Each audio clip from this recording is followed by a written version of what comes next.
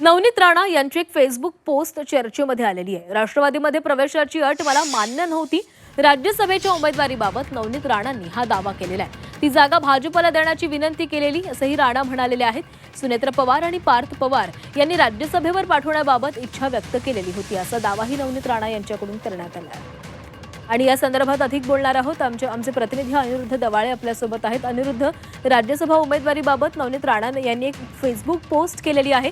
आपल्याला राष्ट्रवादीमध्ये जाऊन ही उमेदवारी लढवण्यावर किंवा ही निवडणूक लढवण्यामध्ये काहीच रस नव्हता असं त्यांच्या पोस्टमधून दिसतंय।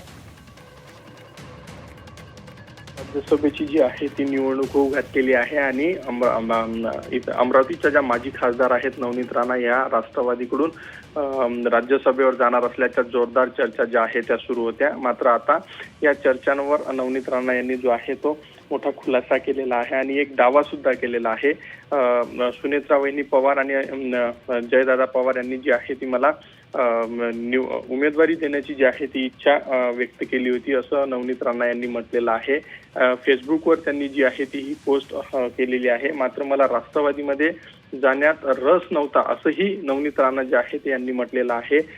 मला भाजपने ही जी जागा आहे ही सुनेत्रा पवार यांनी भाजपला सोडावी अशी विनंती सुद्धा त्यांनी सुनेत्रा पवार यांना केल्याचं या फेसबुक पोस्टमध्ये लिहिलेलं आहे। त्यामुळे आता नवनीत राणांच्या फेसबुक पोस्टमुळे पुन्हा एकदा नव्या चर्चांना जे आहे ते उधाण आलेलं आहे। नवनीत राणा या भाजपकडून कुठेही जाणार नाही असंही बावनकुळे यांनी काल म्हटलं होतं आणि त्यामुळे मोठ्या प्रमाणात चर्चांना उधाण आलं होतं। आणि आगामी काळात नवनीत राणा यांना दुसऱ्या कुठल्या पक्षाची ऑफर आल्यास त्या दुसऱ्या कुठल्या पक्षात जातात का याकडे आता सर्वांचं लक्ष लागलंय। कारण काल बच्चू कडू यांनी सुद्धा नवनीत राणा यांना शिवसेनेमध्ये येण्याची जी आहे ती ऑफर दिलेली आहे। त्यामुळे नवनीत राणा येत्या काळात काय नेमकी भूमिका घेतात याकडे सर्वांचं लक्ष लागल्याचं पाहायला मिळतंय। नक्कीच अनिरुद्ध, धन्यवाद दिलेल्या माहितीसाठी।